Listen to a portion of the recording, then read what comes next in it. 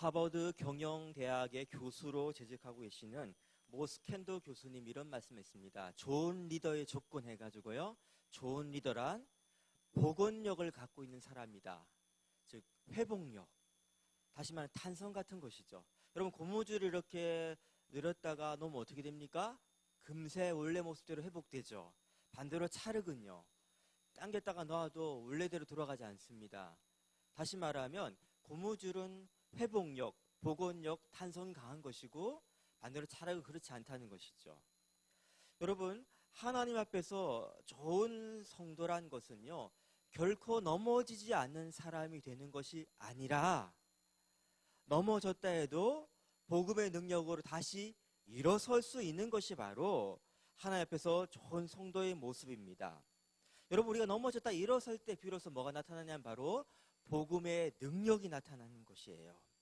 아무리 큰 죄라 할지라도 아무리 깊은 절망이라 할지라도 산같이 아무리 큰 실패라 할지라도 복음은 우리를 다시 일으키실 수 있는 능력이 있음 믿으시기 바랍니다. 히브리 11장에 보면요. 믿음의 명예의 전당에 오른 믿음의 사람들의 이름이 마지막에 쫙 나열됩니다. 근데 이 이름들을 자세히 보면요. 아니 이 사람 여기 있네 싶을 정도로 가득합니다. 기드온, 바락, 입다, 삼손, 또 오늘 본문의 이 다윗. 공통점이 뭡니까? 모두 인생 가운데 실패의 쓴맛을 본 사람들이란 말이죠. 모순투성이 인생들이란 말입니다.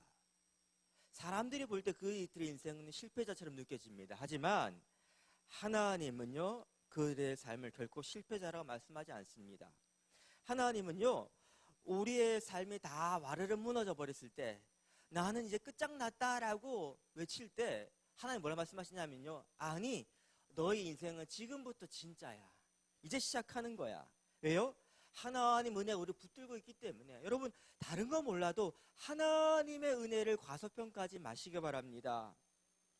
어떤 끔찍한 일을 경험할지라도 나가 내 스스로를 정죄하고 나는 구제불능이야.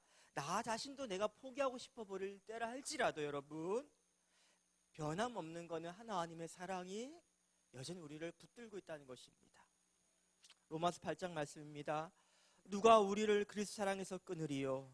환난이나 곤고나 박해나 기근이나 적신이나 위험이나 칼이랴. 높음이나 깊음이나 다른 어떤 피조물이라도 우리를 우리 주 그리스도 예수 안에 있는 하나님의 사랑 안에서 끊을 수 없으리라. 아멘. 하나님 사랑 우리 붙들고 있습니다. 오늘 본문에 우리는요 다윗이란 한 영적 실패자를 향한 하나님 은혜가 무엇인가, 어떻게 하나님께서는 이 영적 실패자를 향해 은혜를 예비해 두셨는가, 그리고 어떻게 그를 회복시키시는가, 오늘 이 말씀을 살펴봄을 통해서 동일하게 우리 가운데 일하신 하나님을 경험하기 축복합니다. 여러분 하나님의 은혜의 크심에 대해서 우리가 말씀을 나누기 전에 먼저 뭘 해야 되냐면요 다윗이 지금 얼마나 심각한 죄를 범하고 있는지, 그 죄의 결과 얼마나 비참한 상황에 놓여져 있는지를 우리가 살펴봐야 됩니다. 여러분 다윗이 범한 죄가 어떤 것이 있습니까? 오늘 본문에 보면요 어떤 죄가 있죠? 첫 번째 그는 내 이웃의 아내를 탐하지 말라, 탐내지 말라는 10번째 계명을 어겼습니다. 바세바가 목욕하는 장면을 우연하게 발견하고 난 다음에요 그 안에 그 여자를 향한 안목의 정욕이 불도 일어나기 시작했습니다. 아직은 행동화되지 않은 마음속의 죄입니다. 자, 내 이웃의 아내를 탐내지 말라는 탐을 냈어요. 그 다음 어떻게 이어집니까?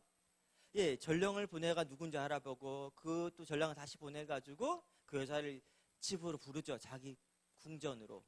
어떤 마음이었을까요? 하룻밤 즐기자 이런 마음이었을 겁니다. 어떤 계명을 어기고 있는 것입니까? 간음하지 말라 7계명을 어기고 있는 것이죠. 자, 이 죄가 여기서 끝나버립니까? 그렇지 않죠. 여러분 죄란 것은요 꼬리에 꼬리를 무는 거예요. 죄는요 단독으로 오는 것이 아니라 종합 선물 세트처럼 세트로 같이 찾아옵니다. 자, 어떤 일을 합니까? 덜컥 임신해버렸네요. 이 죄를 숨기고자, 이 죄를 무마하고자 전장에 나가 있는 남편 우리아를 부르죠. 근데 우리아가 다윗의 계획대로 움직이지 않습니다. 너무나 신실하고 충성한 사람이다 보니까 자기 생각대로 움직이지 않는 거예요. 계속해서 어떻게 합니까? 자기가 회개하는 것이 아니라 이 우리아를 죽여버리자, 없애버리자. 6계명 살인죄를 범해버립니다. 그리고요, 이제 우리아가 없어지자 다시 밧세바를요 자기 집으로 데려와가지고 아내로 삼아버립니다. 도둑질 하지 말라라는 또 제 8번째 계명을 지금 어기고 있는 것이죠. 그리고 여러분, 이 모든 과정 가운데 지금 뭐가 가득해 있습니까? 9번째 계명, 거짓 증거하는 거짓말로 가득 차 있잖아요. 10계명 가운데 도대체 몇 개를 어긴 겁니까 지금? 5가지를 어긴 거예요. 5가지를. 율법에 의하면 10계명 한 가지만 어겨도 어떤 벌을 받아야 됩니까? 살인, 그러니까 사형제에 해당하는 거예요, 여러분. 근데 지금 5가지를 어기고 있습니다. 하지만 다윗의 죄가 더욱더 악랄한 것은요, 그가 지금 이미 하나님 은혜를 넘치도록 받은 자였다는 것입니다. 장발장처럼 결핍 때문에 죄를 범한 것이 아니라 이미 너무 풍족하게 있음에도 불구하고도 이 죄를 범했다는 거예요. 하나님께서 나단 선지자를 통해 말씀하시죠. 사무엘하 12장 8절 말씀에 네 주인의 집을 네게 주고 네 주인 아내들을 네 품에 두고 이스라엘과 유다 족속을 네게 맡겼느니라. 만일 그것이 부족하였을 것 같으면 내가 네게 이것저것 더 주었으리라. 하나님의 은혜를 헌식잔처럼 버리고 이렇게 배은망덕하게 함을 통해 가지고요, 하나님의 원수들로부터 비방거리를 만들어버렸다는 것입니다. 하나님께서 이 죄에 대해서 즉각적으로 심판하는 것이 마땅합니다. 근데 말씀 보니까요, 그냥 놔두시죠, 그렇죠? 언제까지요? 이 임신한 아이가 태어났으니까 최소한 1년 정도 놔뒀다는 거예요. 여기서 우리는 의문 갖게 됩니다. 하나님께서 다윗에게 특혜를 베푸신 거 아닌가? 네, 여러분, 죄를 짓고 난 다음에 내버려 두는 것이 가장 무시무시한 심판입니다. 로마서 1장 28절 말씀해 보니까요, 또한 그들이 마음에 하나님 두기를 싫어하며 하나님께서 그들을 그 상실한 마음대로 내버려 두사 합당하지 못한 일을 하게 하셨으니. 그래, 여러분, 우리 가운데 그런 마음 드시죠? 아니, 저 안 믿는 사람들은 죄를 범하고 나쁜 짓 잘해도 떵떵거리며 잘 사는 나는 왜 그렇지? 혹시 우리 가운데 내가 죄를 범해도 하나님 나를 심판하지 않는다는 것은요, 하나님 없다는 증거가 아니에요, 여러분. 하나님 나를 내버려 두신다는 거는요, 하나님 나를 하나님의 백성으로 여기지 않는다는 것과 똑같은 것입니다. 이건 자랑할 것이 아니라 가장 비참한 거예요. 왜? 심판을 받으면 돌이킬 줄 알았는데 심판이 없으니까 뭡니까? 그냥 쭉 가는 거예요. 여러분이 1년여의 시간 가운데 다윗의 영적 상태가 어땠을까요? 그는 계속해서 제사도 드리고요, 종교적인 규례도 지키고요, 할 거 다 했을 거예요. 겉으로 보기에는 여전히 왕자에 앉아있고요, 백성들 그걸 존경했을 거예요. 하지만 여러분, 이때 영적 상태가 어땠냐면요, 이 기간 동안 다윗은 단 한 편의 시편도 나오지 않았어요. 하나님 임재가 떠나버린 것처럼 그런 상황이었어요. 하나님 음성이 들리지 않아요. 그는 마치 레밍처럼 낭떠러지를 향해 막 달리고 있는 그 들쥐 같아요. 계속 달려가 뭡니까? 추락해 죽는 건데도 죽는 건지도 몰라요. 나단 선지자가 와서 마치 우화처럼 내가 이런 일 봤습니다 라고 쭉 이야기하는데 자기 이야기를 하는 불구하고 영적 눈이 어두워져 가지고요, 분간하지 못하고 있는 거예요. 이 절망적인 영적 상태에 있던 다윗에게 하나님께서 은혜의 손길을 내미십니다. 구체적으로 어떤 방법으로요? 이 절망적인 인생에게 하나님 예배하신 하나님 은혜는 바로 첫 번째, 참 친구를 예배해 두셨다는 것입니다. 여러분, 친구는 친하다는 뜻이죠, 그렇죠? 친하다는 것이 자주 만난다는 의미입니까? 즐겁게 노는 관계입니까? 만남 유쾌하고 재밌는 관계입니까? 진짜 친하다는 것은요, 내 속마음을 숨김없이 드러낼 수 있는 관계가 바로 친한 관계예요. 그렇게 신뢰함으로 드러내는 것이 친한 관계예요. 그리고 그도 역시 마찬가지로 뭡니까? 어떤 이해타산을 따지지 않고 나를 위해서 솔직하게 진실된 이야기를 해줄 수 있다는 것이 바로 좋은 친구라는 거예요. 지금까지 다윗 옆에 있었던 사람들은요, 좋은 친구가 아니었어요. 여러분이 다시 10가지, 5가지 계명을 어기면서 죄를 범하는 이 과정 가운데 다시 혼자 한 것이 아니라 그의 죄 가운데 함께 어떻게 보면요, 방조하기도 했고 적극적으로 도왔던 사람들이 많이 있습니다. 첫 번째 누구예요? 전령. 저 여자 누구 집 사람이냐 물어보고 그 이야기해주고, 그 다음에 그 여자를 데려오라 했을 때 가서 데려오는 그 전령. 다윗의 죄에 함께 동참한 사람 아닙니까? 그리고 우리아가 집에 안 들어갔다는 것을 보고했던 그 나쁜 놈, 어떤 사람이라 성경에 기록된 그 사람도 뭐예요? 나쁜 놈이에요. 또 요압도 마찬가지 아닙니까? 우리아를 죽이라고 명령했을 때 왕이시여 그러면 안 됩니다라고 간언해야 되는데요, 거기 함께 참여해버리잖아요. 그리고 침묵해버리잖아요. 여러분, 이 사람은 다윗을 위한 사람들이 아니에요. 그냥 다윗의 권력을 탐해가지고 자기 유익을 얻기 위해 다윗을 이용한 사람들이죠. 진실한 친구는 누굽니까? 바로 나단이죠. 나단이 오늘 왕 앞에 와서 이 이야기를 하는 것은 목숨 걸고 하는 이야기입니다. 왜 했을까요? 다 진심으로 걱정하니까. 그 하나님 관계가 끊어진 것이 너무나 안타까워 있기 때문에요, 이렇게 충심으로 하나님 말씀을 가감없이 전하는 것입니다. 우리에게도 이런 친구가 필요합니다. 함석헌 씨가 이런 시를 남겼죠. 그 사람을 그대는 가졌는가. 그 한 부분, 이런 부분이 있습니다. 온 세상의 찬송보다도 아니 하고 가만히 머리 흔들 그 한 얼굴 생각에 알뜰한 유혹을 물리치게 하는 그 사람을 그대는 가졌는가. 모두 괜찮다, 하고 싶은데 해라 하지만 딱 한 사람이요? 아니, 그 한 사람의 얼굴이 떠올라가지고 알뜰한 유혹을 물치게 되는 그 한 사람이 우리에게 필요하다는 것입니다. 나이 들수록이요, 그 한 사람이 보이지 않는 것 같아요. 어릴 땐 좀 잘못하면 뭡니까? 부모님이나 선생님들이 책망하셨어요. 청년 때는요, 선배들이 이야기해줬어요. 근데 나이가 들어가니까요, 내 속마음을 터놓을 대상도 없고 누군가 나한테 불편한 진실을 이야기해주지 않아요. 사실만 이야기해줄 뿐이죠. 우리 그렇지 않습니까? 많은 경우 하나님께서 환경과 상황 통해 이야기해 주시고 계시거든요. 근데 본인은 보이지 않아. 옆에 있는 사람 보이거든요. 근데 그 이야기를 잘하지 않아요. 왜 이야기를 해봤자 나만 손해볼 것 같으니까 그냥 침묵해 버린다는 것입니다. 제가 부목사 때인데 신방을 가기 전에 아내랑 한창 싸웠습니다. 싸워서 이제 목사님과 단둘이 차 타고 신방 가야 되는데 옆에 앉으니까 제가 이야기를 했어요. 가감 없이 그냥 저를 막 이렇게 변명하지 않고 그냥 있는 사실 그대로 이야기했습니다. 그 이야기 다 듣더니 목사님 뭐라는 줄 아세요? 제 멘토 목사님이 이거 나쁜 놈이네 나한테 그러시더라고. 이게 나쁜 놈이네 나한테 그러시더라고. 여러분, 그 한마디가 그다음 아내와 다투고 있던 내 억울한 모든 것들이요, 와르르 무너져 버리면서 아, 내가 나쁜 놈이구나 깨닫게 된 거예요. 그 다음 돌이키게 되더라고요. 저와 여러분의 관계가 그러하길 축복합니다. 여러분, 저와 상담하거나 신방 받으실 때 어떤 마음이십니까? 우리 성도들한테는 보니 그런 마음이 있어요. 목사로부터 좋은 성도로 여겨지고 싶은 마음. 나쁜 마음은 아닙니다. 선한 마음입니다.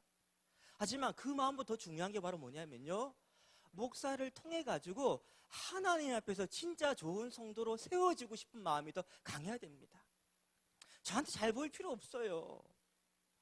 저한테 그냥 괜찮은 사람처럼 여겨지고 싶을 필요 없어요. 여러분, 속은 다 골마가고 있는데 문제투성인데 난 아무 문제 없어요 라는 척할 필요 없다는 말입니다. 슬기로운 목사 활용법 뭐냐면요, 목사가 만날 때 솔직하게 자기 이야기 하세요. 힘든 거 이야기하시고 어려운 문제 이야기하시고 깨어진 나의 삶을 그냥 이야기에 드러내주세요. 저를 신뢰함으로. 그 다음 또 중요한 게 뭡니까? 제가 여러분한테 여러분 눈치 보지 않고 가감없이 하나님께 제게 주신 감동을 가지고 하나님의 말씀을 대언할 수 있는 환경과 여건을 제공해 주세요. 여러분, 듣고 싶은 이야기를 저한테 듣고 싶으십니까? 그러면 차라리 여러분 상담가를 찾아가세요. 그러면 여러분 듣고 싶은 이야기 해줄 거예요. 하지만 하나님께서 저에게 주신 감동을 가지고 여러분이 꼭 들어야 될 이야기를 듣기를 원하신다면요, 그런 여건을 준비해 주셔야 됩니다. 만약에 제가 여러분 만나가지고 저도 이렇게 여러분 만나보니까 느끼잖아요. 이 사람이 나한테 뭘 기대하는가.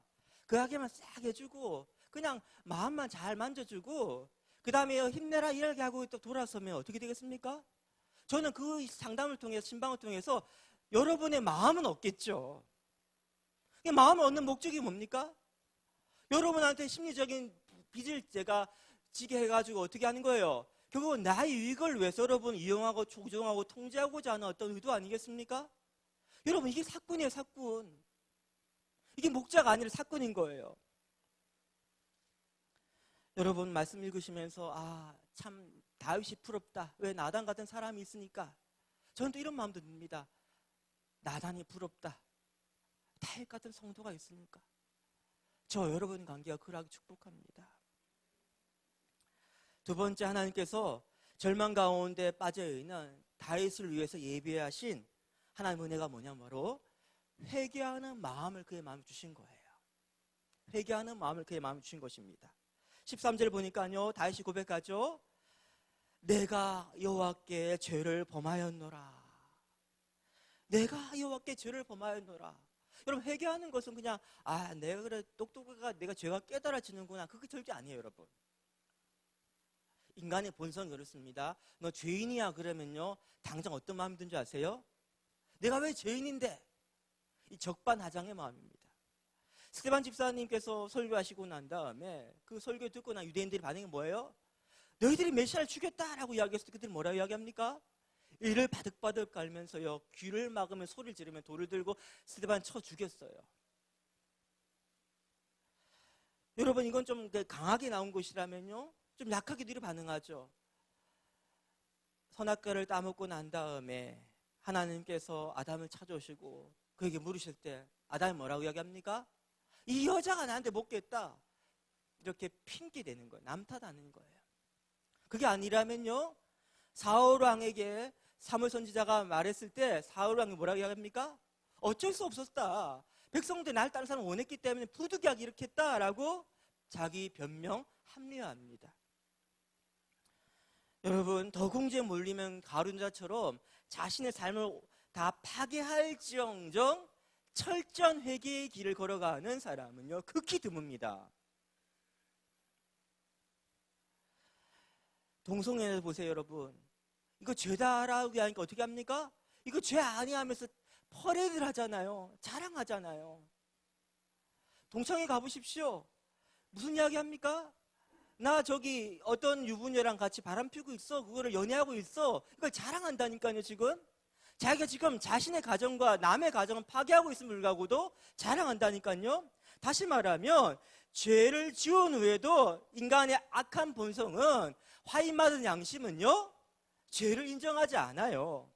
여러분, 만약에 우리 가운데서 이 죄로 인해 고통의 마음 느껴지십니까? 죄로 인해 괴로운 마음과 돌이키고자 하는 그런 몸부림이 있으십니까? 이 마음 여러분 안에 있다는 것은요, 성령님 여러분 안에 계시다는 증거예요. 예배서 4장 30말씀처럼요, 하나님 성령이 우리 안에 계셔가지고 우리 안에서 근심하시기 때문에 그 근심 우리가 느껴지는 것이에요. 시편 30편 말씀 보니까 내가 입을 열지 아니할 때, 다윗의 고백입니다. 내가 입을 열지 않을 때, 다시 말하면요, 내가 죄를 토설하지 않았을 때 종일 신음함으로 내 뼈가 사하였도다.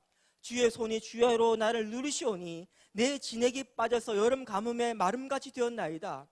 내가 이르기를 내 허물을 여호와께 자복하리라 하고 주께 내 죄를 아뢰고 내 죄악을 숨기지 아니하였더니 곧 주께서 죄악을 사하셨도다. 회개하는 마음이 드는 것 자체가 뭐예요? 은혜예요, 은혜. 죄를 깨닫는 것이 바로 복 중의 복이에요.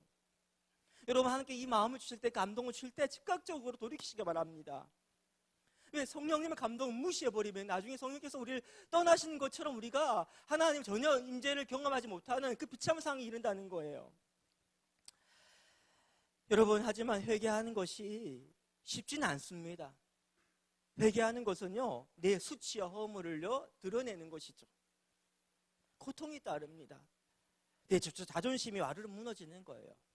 그리고 이 회개 과정 우리가 오해한 게 뭐냐면요, 한 번에 단번에 회개하면 끝나는 생각 가지고 고통이. 그렇지 않습니다, 여러분. 하나님께서 우리가 회개의 눈물, 우리 눈물병에 잠깐 찔끔 담는 것으로요 만족하지 않으십니다. 이 회개의 과정이요 굉장히 우리 생각보다 오래 지속될 수 있어요. 왜냐하면 하나님은 그 누구보다 우리의 죄성에 대해 잘 이해하시거든요. 이 죄란 것이요 우리 생각보다 훨씬 더 뿌리가 깊습니다. 하나님은 대충 그냥 해결하는 것이 아니라 이 죄성 우리 가운데 완 철저하게 뽑아내기를 원하시거든요. 죄의 뿌리를. 여러분, 좋은 의사가 이제 암에 걸린 사람 수술하다가 보니까요 암덩어리 있어요. 대충 잘라내고 그냥 덮어버리면 좋은 의사입니까? 진짜 좋은 의사 어떻게 합니까? 뿌리채 전이 되는 거 다 찾아가지고 끊어내잖아요. 하나님 마찬가지예요. 우리를 사랑하시기 때문에, 우리가 죄의 종이 되는 것을 너무나 싫어하시기 때문에요 철저하게 회개의 길을 이끄십니다. 이 고통의 과정 반드시 따른다니까요. 다윗도 보세요. 다윗의 이제 후반부 인생은 뭐냐면 이 죄의 결과로 인한 그 고통들 가운데서 철저하게 회개의 눈물을 쏟는 시간이었어요. 여러분, 이 회개의 삶이 불행하게 느껴지십니까? 불쌍해 보이십니까? 아니에요. 진짜 불행함이란 것은요 회개의 눈물이 메마른 성도의 삶입니다. 여러분, 언제 여러분 죄에 대해서 회개의 눈물을 쏟은 적이 있으십니까? 최근에 언제 내 죄 때문에 몸부림치며 가슴을 치며 회개했던 적이 언제예요? 예수 처음 믿을 때 그 마음이 있었는데 지금 그 마음이 없죠? 그만큼 여러분 더 의로워졌다는 증거입니까? 그렇지 않잖아요. 왜 우리가 은혜의 감격이 메말라 버립니까? 우리가 십자가를 바라도 우리 마음이 무덤덤해집니까? 우리 성도의 가장 심각한 문제는 뭐냐면요, 저와 여러분 가장 심각한 문제는 뭐냐면, 현대 교인의 심각한 문제는 뭐냐면요 회개하지 않는 신앙생활을 한다는 거예요. 우리 신앙생활 가운데 회개가 사라져 버렸다는 거예요. 왜요? 죄를 대충 여깁니다. 이 정도 죄쯤이야 하고요 그냥 지나쳐버리고 대충 넘겨버리려고 한다는 말이에요. 죄에 대한 이 둔감성, 뭐 이 정도쯤에 괜찮을 거야, 나 구원받았잖아, 뭐 어때? 이게 무슨 교리냐면 이단이 저기 구원파 교리예요. 구원파 교리. 우리 구원파 이단이 되고 있다니까요. 하나님 우리 모든 죄를 다 사하셨습니다. 아멘. 그렇다고 우리가 죄 짓고 있는 상태 가운데 그냥 대충 살아도 괜찮다고 말씀하신 적 없습니다. 요즘 여러분 감기 잘 안 걸리시죠? 왜 그런 줄 아십니까? 늘 마스크 쓰고 또 어떻게 해요? 나가 떠면 손 씻죠, 그렇죠? 깨달은 게 뭐냐면요, 야, 내 손이 이렇게 더러운 줄 몰랐다는 거예요. 깨끗해 보이니까. 하지만 여기 손이 엄청 더러웠다는 거죠. 마찬가지예요, 여러분. 알렉산드리아의 중세 수도사였던 한 분 이렇게 이야기했어요. 정욕의 유혹을 받는 사람은 희망 있는 사람이다. 유혹을 받는 사람이 희망 있는 사람이래요. 왜 그렇게 말하냐면요, 당신이 유혹을 받지 않는 때라고는 당신이 지금 이미 죄를 짓고 있을 때밖에 없다. 내가 아무 유혹받지 않아요. 그 말은 뭡니까? 나 회개할 거리가 없어요. 그 말은 뭡니까? 지금 내가 지금 죄 안에 지금 젖어 있다는 거예요. 지금 유혹을 받고 있어. 이게 바로 정상이라는 거예요. 우리가 끊임없이 마귀가 똥을 싸고 있어. 정상이라는 거예요. 하지만 뭐예요? 이걸 치우고 닦고 마귀가 집을 못 짓게 막잖아요. 그렇죠? 그런 몸부림이 우리 삶 가운데 없다는 것은요, 이미 우리가 죄에 깊이 젖어 있다는 거예요. 물론 이 죄는 아니라 할 때 다른 죄를 지금 짓고 있다는 것이죠. 정말 죄로 자유하기를 원하십니까? 회복되기를 원하십니까? 승리하기를 원하십니까? 회개가 능력입니다. 근데요, 이 바른 회개, 온전한 회개는 뭐냐면요, 내 죄에 대해서 그냥 울고 있는 정도가 아니라, 후회하는 정도가 아니라, 이 죄로 인해서 누구한테 정말 잘못하고 있는지, 어떤 관계를 깨트리고 있는지를 바라보는 거예요. 우리가 죄를 짓고 난 다음에 회개하고 해야 될 가장 첫 번째 대상은요, 다른 피해자가 아니라 누구냐, 바로 하나님이십니다. 왜? 우리의 삶 자체가 하나님 은혜 위에 세워진 삶인데, 하나님 은혜로 우리가 지금 누리고 있는 삶인데, 그 죄가 하나님과 나 사이의 관계를 파괴했다는 거예요. 오늘 말씀처럼요, 하나님의 원수들로부터 하나님의 비방할 거리가 우리 되어져 버렸다는 것입니다. 우리 죄 때문에 하나님이 가장 가슴 아파한다는 거예요. 우리 사랑하시기 때문에. 여러분께서 죄를 이기는 방법은 다른 것이 아니라 이 죄가 하나님과 나 사이 얼마나 깨뜨리고 있는걸 깨달아가지고요, 하나님과의 관계가 내게 가장 소중한 것이야를 고백함으로써, 그래서 하나님과의 관계를 깨뜨리는 죄가 미워져야 되는 거예요. 우리가 죄 짓고 난 다음에 죄 안 지면 아쉬워, 또 죄 짓고 싶어. 이건 뭡니까? 하나님과 나의 관계가 얼마나 소중하고 하나님을 얼마나 사랑하는지 내가 몰라서 그런 거예요. 사랑하는 여러분, 온전한 회개를 통해서 하나님의 은혜를 누리시기 축복합니다. 세 번째, 절망에 빠진 이 다윗을 회복시키기 위해서 하나님께서는요, 속죄 제물을 준비하고 계셨습니다. 앞서 다윗의 이 죄에 대한 합당한 벌은 뭐라고 이야기했습니까? 사형이라고 그랬죠. 사형. 죽어 마땅합니다. 자, 여러분, 우리가 회개했다고 이제 그 죄에 대한 처벌이 뿅 사라집니까? 그렇다면요, 예수 믿는 사람처럼 편한 사람이 없어. 열심히 막 나가 죄 짓고 오다가 주일 되고 와가지고 하나님 내 죄를 용서해 주세요 하면 죄가 뿅 사라져버리면요, 그것도 편한 방법이 어디 있습니까? 이건 여러분, 우리가 오해하고 있는 거예요. 죄를 짓고 난 다음에 하나님께 우리 죄를 사하십니다. 하지만 죄에 대한 벌은 받아야죠. 그렇죠? 만약 죄에 대한 벌을 하지 않는다면 하나님은 어떻게 되십니까? 하나님은 공정하지 않게 되잖아요. 내가 좀 친하다고 너 그냥 사면이야 나가 이래버리면 뭡니까? 그건 공정하지 않잖아요. 그러면 사탄이 뭡니까? 비방하지 않겠습니까? 하나님 공정하지 않아요. 공의롭지 않아요. 근데 보세요, 하나님께서 오늘 13절 14절 말씀 읽어볼까요? 시작. 나단이 다윗에게 말하되 여호와께서 당신의 죄를 사하셨나니 당신 죽지 아니하려니야. 너 죽어야 되는데 하나님께서 사하셔 죽지 않는다 했어요. 하지만 그 다음 뭡니까? 이 일로 말미암아, 다시 말해 이 일은 뭐냐면 너가 죽지 않을 거야. 이 사함을 통해서 여호와의 원수가 여호와 하나님을 크게 비방할 거리를 얻게 했다는 거죠. 그렇죠? 그래서 어떻게 한다고요? 당신 아이가 반드시 죽으리라. 이 부분이 조금 난제입니다. 왜? 우리 현대인의 정서에 볼 때는 이게 이해가 되지 않죠. 아니, 애가 뭔 잘못이 있다고 부모 죄 때문에 죽어야 된단 말입니까? 죄 지은 놈이 죽어야지. 자, 이걸 이해하려면 여러분, 제사제도를, 구약 제사제도를 한번 생각해 보세요. 인간이 죄를 지었습니다. 누가 죽습니까? 예, 제물이 죽죠. 그렇죠? 제물 인격이 없지만 인격이 있다면 뭡니까? 억울에 원통해 하지 않겠습니까? 자, 이 제물이 죽는 것은 결국 무엇의 예표겠습니까? 예수 그리스도예요. 오늘 이 장면 마찬가지입니다. 여기서 복음의 중요한 조각이 나오는데 바로 이건 예수 그리스도의 죽음을 예표하는 거예요. 다윗이 7일 동안 금식한 무슨 기도했을까요? 너 죽지 않을 거야. 아싸 살았다. 근데 너 아들 죽을 거야. 아 다행이다. 그런 마음이었으면 진짜 부모가 아니죠. 저는 다윗의 7일 동안 금식 기도 제목이 성경 안 나오지만 이게 아닌가 싶습니다. 저도 아버지 되보니까 하나님 차라리 날 좀 죽여주세요. 내 아들 죽는 걸 내가 어떻게 봅니까? 내 죄 때문에 내 아들 죽는 걸 내가 어떻게 보냔 말이에요. 하나님 참 내가 죽는 게 낫습니다. 너무 고통스럽습니다. 자, 이 마음을 다해서 느끼게 하면서 하나님 무슨 말씀하셨을까요? 너 너무 힘들지? 근데 나도 그래. 너 죄 때문에, 인간의 죄 때문에 나의 가장 소중한 내 아들을 십자가에 못 박아 죽게 할 거야. 내 고통 너는 이해 가니? 넌 내 친구니까 내 마음 알겠지? 바로 이거예요.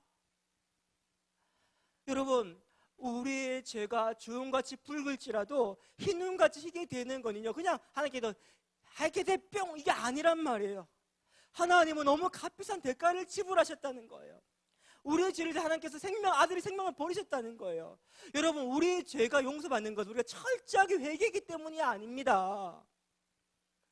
우리 철저한 회개가 죄 용서받는 과정 가운데 분명히 존재합니다만 그것이 근거가 아니라는 거예요. 우리 많은 분들이요, 성도님들이 회개하지 않는 사람도 문제지만 회개하고 난 다음에 용서받으면 확신이 없는 게 더 큰 문제예요. 왜 그렇게 생각합니까?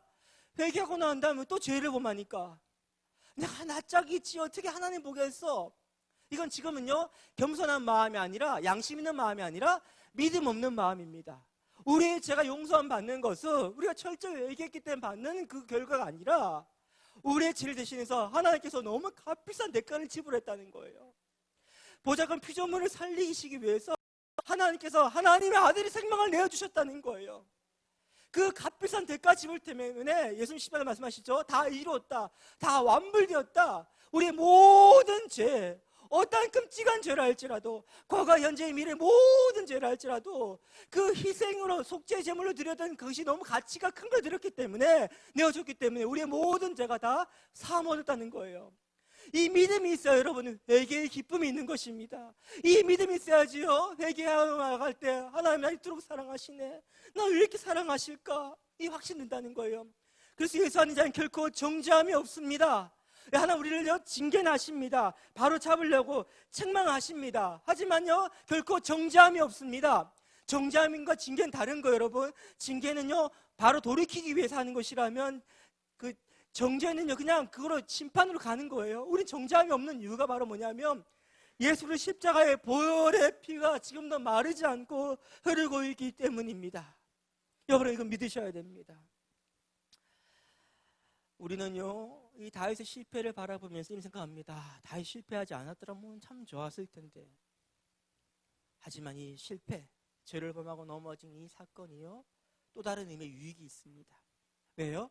죄가 많은 곳에 은혜가 더하기 때문에 그렇죠. 만약에 탕자가 집을 나가지 않았더라면 참 좋았겠죠. 한 집을 나가 들어오고 난 다음에 뭘 깨닫게 되었습니까? 아버지의 마음, 그 진심을 알게 되었죠. 그 은혜를 깨닫게 되었죠. 그 사랑을 이제 알게 되었죠. 그래 바로 이거예요. 이 실패를 통해서, 이 넘어짐을 통해 다윗은요 이제 은혜를 배우게 되었습니다. 은혜를 배웠다는 말 다시 하면요 사랑을 배웠다는 거예요. 우리 인생의 진짜 실패가 뭔지 아십니까? 용서, 관용을 모르는 게 바로, 그게 바로 진짜 실패예요. 우리 죄로 넘어지고 난 다음에, 회복되고 난 다음에 하나님 은혜를 알게 되었죠. 그러니까 몸에 다른 사람은 쉽게 판단하지 못하죠. 오늘 이 설교 제목이 우리는 은혜로만 사는 자입니다, 이거 아닙니까? 그렇죠? 이 설교 제목은 나는 은혜로 사는 자입니다라는 최덕신 씨였던 고백록 그 책에서 제목을 차용해 온 거예요. 최덕신 하면 우리 다 알죠, 그렇죠? 저희가 청소년 때 정말 대단한 찬양 사역자였죠, 그렇죠? 송명희 시인과 함께 주옥 같은 아름다운 찬양을 많이 만들어가지고 그때요 예수 안 믿는 친구들도 그 노래 많이 들었어요. 왜? 너무 노래 자체가 너무 은혜롭고 감동 있고 너무 세련됐기 때문에요. 최고였습니다. 근데 여러분 잘 알다시피 이분이 7계명을 한 번도 아니고 2번이나 어겨가지고 이제는 완전히 어떻게 보면 한국 교회 안에서 사장된 분입니다. 이분이 책을 쓰셨는데요 그 책에 이런 고백을 하더라고요. 과거에 나는 어디 가거나 환영받았다는 거예요. 최덕신 교사님 우리 교회 왔어요 너무 반기고요 너무 자랑스러워하고 막 엄친아 같은 그런 분이었다는 거죠. 근데 지금 어떻습니까? 불러주는 것도 없고, 가면요 너 왜 왔어? 이런 식으로 아주 냉랭한 시선으로요 그를 불쾌한 마음 표현을 막 적절한답니다. 왜요? 너 때문에 한국이 얼마나 이게 힘든 줄 알아? 이런 마음으로. 근데 이분이 이런 고백하더라고요. 이 넘어졌다 회복됨을 통해, 지금 회복되셨습니다. 넘어졌다 회복된 과정을 통해서 본인의 사역의 지경이 넓어졌대요. 무슨 말입니까? 많이 가지도 못하는데 왜 넓어졌다 그러죠? 과거 이분이 가장 부담스러웠던 사역지가 어디냐면 교도소나 아니면 노숙자들 대상으로 이 찬양 사역할 때였대요. 가면 무슨 말 해야 될지 모르겠더래요. 공감대 형성도 안 되고 또 마음 가운데 난 너희들하고는 달라 이런 마음이 강했대요. 근데 지금은 그분들 만나가지고 굉장히 친밀감 느껴진답니다. 그리고 그분들한테 자신의 실패담에 대해 쭉 이야기하면 그분들이 마음 활짝 열고요 그를 있는 모습 그대로 그냥 받아준대요. 자신이 용납되어지는 경험한대요. 그 경험을 그가 뭐라고 고백하냐면요 이 땅에는 의인은 한 명도 없다. 의인 한 명도 없다. 다 죄인밖에 없다. 근데 죄인 2가지 종류가 있는데 내가 죄인임을 인정하는 죄인과 나는 죄인이 아니야 라고 부정하는 죄인이래요. 근데 본인은 나는 내가 죄인임을 인정하는 죄인과 함께 더불어 사는 것이 더 행복하다라고 고백합니다. 사랑하는 여러분, 하나님의 은혜는요 어떤 치명적인 잘못 저지른 자라도 일으키시고 하나님은 그를 다시 붙들어 세우셔가지고요 하나님의 선을 위해 사용하십니다. 아멘. 그래서 우리는 뭐라고 고백합니까? 오직 은혜로만 사는 자들이에요. 다윗이 위대한 것이 아닙니다. 다윗을 끝까지 포기하지 않고 붙들고 그를 사용하고 마는 하나님이 위대하신 거예요. 여러분, 우리가 다른 것이 아닙니다. 하나님께서 다윗 같은 이 사람도, 십계명의 5기록인 이 사람도 붙들고 포기하지 않는데 하물며 우리를 포기하지 않으신다. 그래서 하나는 뭡니까? 우리를 붙들고 있는 하나님 앞에 더욱더 붙들림 받기 위해서 나아가는 것. 나는 은혜 없으면 살 수 없습니다. 다른 거 없습니다. 나는 은혜로만 사는 자입니다. 그 고백하며 나아가는 저 여러분 되시기를 주님의 이름으로 축복합니다.